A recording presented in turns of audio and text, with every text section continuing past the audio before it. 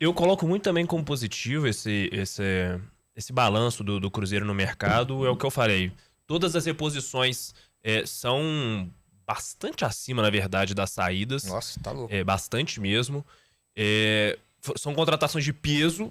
E aí também traz aquele ponto de não ter gastado tanto. O Cruzeiro não tá entre os 5 times. Fabrício Bruno, né? Foi só o Fabrício Bruno. O Cruzeiro é o time... Não tá entre os 5 que mais gastou nessa janela. Só o Fabrício Bruno que eu digo assim, não de gastou, contratação de mesmo, peso. Não né? gastou tirando dinheiro para pagar o passe do jogador, mas a folha vai lá para cima. Claro. Entra no salário, mas claro do mesmo jeito. Não, é claro que você tem aí alguns jogadores, né? E aí vamos pegar só os dois principais. Os dois principais que vieram para o Cruzeiro, o Gabigol e Dudu, foram jogadores que os seus times os mandaram embora. A porta é ali, tchau. Os dois times. O Flamengo não quis renovar com o Gabigol, nem a diretoria antiga, nem a diretoria nova. Inclusive poderia ter usado o Gabigol como como é que eu falo? Um cabo eleitoral para ganhar, né? Não quis usar e chegava lá na frente, não, obrigado, não vamos renovar. Não usou. E o Dudu, o que aconteceu ontem, a gente vai comentar com a Leila, deixa bem claro o que aconteceu com eles. Então são dois jogadores que saíram dos seus times na reserva e não desejados pelos clubes que estavam defendendo. Eu acho isso muito significativo, porque além deles, você coloca o Fagner, não era um jogador titular. O Cássio, quando veio para o Cruzeiro, não era um jogador titular. Então o Cruzeiro traz o Christian, que também jogou boa, teve banco ano passado também no Atlético Paranaense, apesar de ser um bom jogador. O Eduardo, banco no Botafogo. Então eu acho que o Cruzeiro investe em jogadores muito pesados, com uma folha salarial muito alta, dando a primeira impressão. Isso é um ponto de vista muito pessoal, tá? Isso não é uma verdade cravada. Futebol não existe verdade absoluta. Até porque a gente já teve casos Claro. aqui em Minas mesmo de jogadores que vieram, o Atlético de 2013. Se você pegar Selegalo, eu não sei se vocês vão lembrar da Selegalo. Estavam mal antes. Não é da época de vocês, a Selegalo. Um fato famoso aqui. Neto, Renato Gaúcho. Neto, Renato Gaúcho, o Gaúcho, que era centroavante do Flamengo, um bom centroavante. Paulo Roberto, que era o lateral do Cruzeiro, que veio. O Atlético montou uma seleção. Foi chamado de Selegalo na época. Um fiasco, é claro.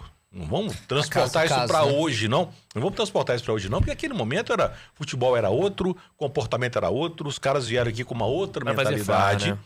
Mas isso aconteceu. Eu não estou falando que vai acontecer com o Cruzeiro, isso não. Eu só acho que o Cruzeiro fez um movimento de mercado. Se o Cruzeiro fosse no Palmeiras, tirasse o Rafael Veiga, sucesso para cá, era uma coisa. Se o Flamengo fosse no Flamengo, se o Cruzeiro fosse no Flamengo, tirasse o Pedro, né? Como o Paulinho, como o Palmeiras fez, vindo no Atlético buscando o Paulinho, um jogador que estava em alta, né? Jogador que foi seleção brasileira, né? Que teve um jogador tanto que estava em alta que pagou mais de 120 milhões de reais pelo Paulinho. Acho que foi a maior contratação.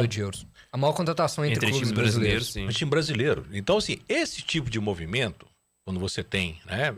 Eu acho interessante.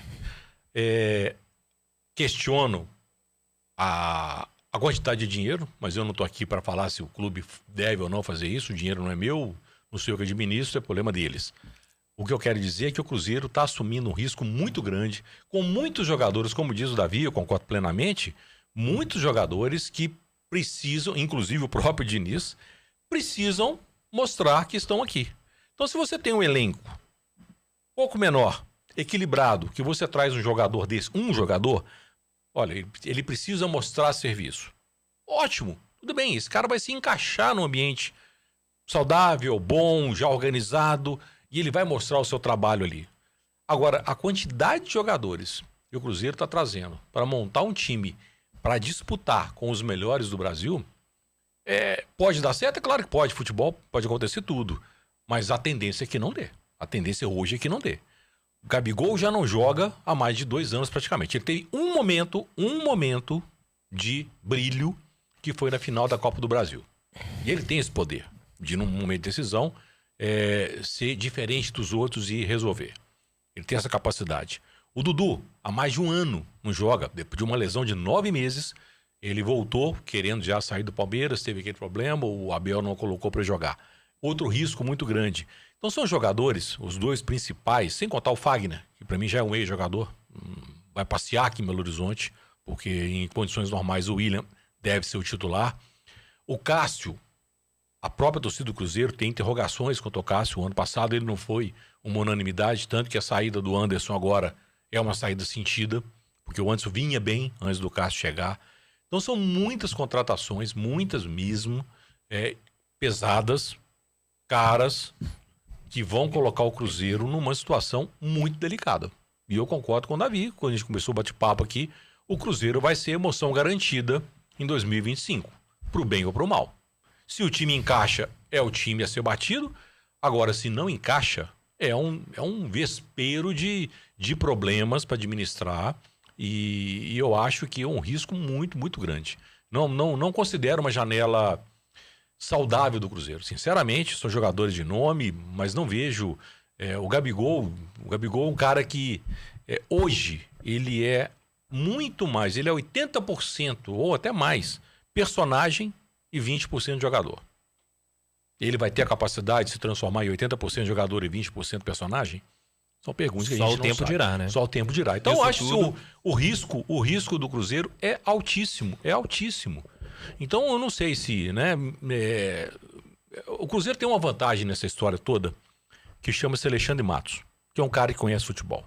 Então a única garantia que o Cruzeiro tem, a torcida do Cruzeiro tem nesse momento, é que esses negócios foram feitos pelo Alexandre Matos e dele se espera alguma coisa. Então é a única segurança que eu vejo que o torcedor do Cruzeiro pode ter. Então, quem trouxe foi o Matos, ele deve saber o que está fazendo.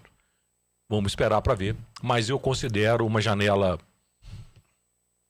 arriscada, no mínimo. Midiática, arriscada, né? Então não acredito que seja um ano fácil para o Cruzeiro. Pode dar certo. Mas é muito branco no preto, sabe? Para fazer uma analogia com o adversário.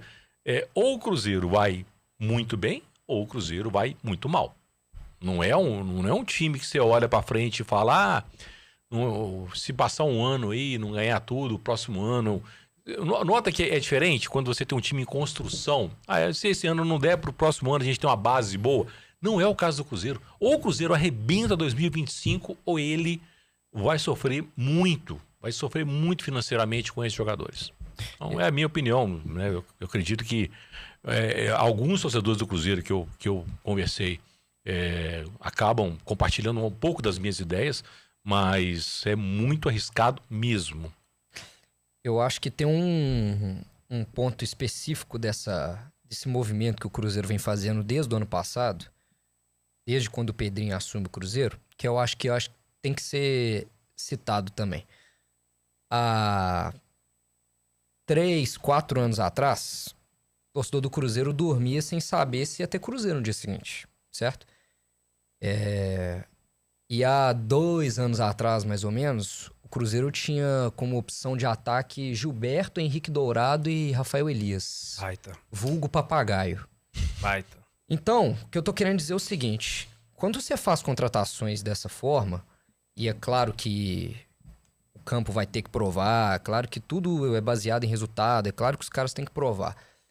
Mas desde 2019, que foi quando o Cruzeiro foi rebaixado, que o torcedor do Cruzeiro ele não consegue ter nenhuma mínima satisfação, alegria com o time dele. Então, quando o clube faz uma movimentação desse nível, desses níveis, é muito para a autoestima do torcedor também. É claro que isso tem que se provar dentro de campo, isso é fato. Mas quando o clube faz uma contratação do nível do Cássio, do nível do Dudu, do nível do Gabigol, isso é ótimo pro torcedor. É ótimo pra autoestima do torcedor. E é um torcedor que há 2 anos atrás não sabia se o clube ia existir mais. Uhum. Então, quando você tira o maior ídolo da história do Corinthians, o maior ídolo da história do Palmeiras, o maior ídolo da história do Flamengo, pelo menos nesse século, é um negócio que é muito positivo, tanto pra visibilidade, venda de camisa, sócio torcedor. O Cruzeiro tá batendo 90 mil sócios, nem começou a temporada ainda. Mostrar pro mercado que o Cruzeiro tá de volta. Eu acho que isso diz muito também. Não é só o que vai dar de resultado ou não. É mostrar pra todo mundo que, o Cruzeiro voltou. E voltou forte. E mesmo que não dê resultado, o Gabigol, o Dudu, são anos, muito tempo de contrato para esses jogadores. Mas vamos supor que lá na frente passou 3, 4 anos, Esse é um outro problema. deu errado. Vamos supor que Esse deu é um outro errado. problema. Vamos supor que eles não entregaram. Já mostra um Cruzeiro diferente em termos de capacidade financeira, capacidade de montar times fortes. Essa janela do Cruzeiro do meio do ano passado para cá, desde que o Pedrinho assumiu, é muito mais no sentido de resgatar a autoestima do torcedor, resgatar a autoestima a imagem do clube e mostrar para todo mundo, olha, pode até ser que a gente não ganhe nada esse ano, mas o Cruzeiro voltou e voltou forte. Então eu acho que é algo muito mais amplo do que um risco de trazer jogadores que não vinham jogando. Até porque eu vou muito na linha do que o Thiago falou ali. Você não vai tirar o Rafael Veiga em alta no Palmeiras. Você não vai tirar o Arrascaeta em alta no Flamengo. A única chance de você tirar um jogador de nível como o Gabigol e o Dudu dos seus clubes é quando encerrou o ciclo deles nesses clubes. O Cruzeiro percebeu que acabou o ciclo dele do Dudu no Palmeiras, acabou o ciclo do Gabigol no Flamengo. Eu vou deixar de perder essa oportunidade? Tá louco, ué. Tem que pegar, ué. Pagando nada? Tudo bem que o salário vai ser alto, mas pagando zero? Você tá doido, ué. Com um time que há 2 anos atrás tinha Gilberto de centroavante, você tá doido, ué. Davizinho, concordo com o que você tá falando. Você tem, né? Acho que Propriedade. Propriedade pra falar. Mas eu te garanto uma coisa. Ó, eu assisto futebol há muitos anos, assim, gosto, sou apaixonado pelo futebol. Cara, a torcida só está satisfeita com o time quando ele ganha. Só quando vem o resultado. Então, eu acho que essa festa... Não, essa festa botou bacana... 45 mil pra receber o cara. Tudo bem. A autoestima do torcedor tá lá no alto. No final do ano, no final desse ano, de 2025, né? Quando mesmo o torcedor que foi lá ver esse jogador no Mineirão, ela pode estar cuspindo marimundo. Eu acho que um time eu acho que a torcida, ela só é atendida, os desejos plenamente, quando você ganha. Sim. Quando você mostra um bom futebol. Futebol e jogada não é só eu vou além, não é só o resultado. Não é só você ganhar o título. É jogar bem. É jogar bem. É deixar o torcedor satisfeito quando vai no estádio, ver um bom espetáculo, ver um time aguerrido, ver um time que não erra passe, ver um time que criou oportunidades. E às vezes o time nem ganha, empata, ou às vezes até perde. Já cansei de ver jogo. O time jogou bem pra caramba e perdeu. E o torcedor saiu alegre, saiu assim, poxa, alegre assim, né? Saiu com a alma limpa. As coisas no futebol acontecem dentro do campo. É esse o meu ponto. As coisas acontecem dentro do campo. E dentro do campo, esses jogadores que o Cruzeiro trouxe, os principais nomes que o Cruzeiro trouxe, investiu pesado neles, já não faz há muito tempo. Isso é um fato, não sou eu que estou falando. Isso é um fato. Esses jogadores que o Cruzeiro está apostando como ídolos que foram nos seus clubes, concordo plenamente. O Dudu foi ídolo do Palmeiras, postou foto aí. O Gabigol, ídolo do século no Flamengo. O torcedor do Cruzeiro não interessa, não. Não interessa. Foram ídolos lá. Quero ver agora. Então, esses jogadores têm uma responsabilidade muito grande. E eu vou ser muito sincero, eu me pergunto. Esses caras têm noção disso? Eles estão dispostos a comprar? Eles estão dispostos a mudar? Foi o que eu falei. O Gabigol hoje é 80% personagem.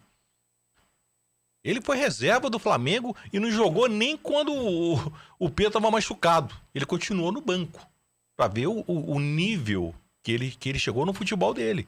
Eu acho que ele tem lampejos, ele é um cara oportunista, mas é uma janela para o Cruzeiro arriscada e para mim é dentro do campo. Se não mostrar dentro do campo, daqui a 2, 3 meses, não adianta colocar 45 mil no Mineirão para receber, a torcida vai para cima. A gente já viu isso muitas vezes. Deixa eu passar rapidinho aqui no chat.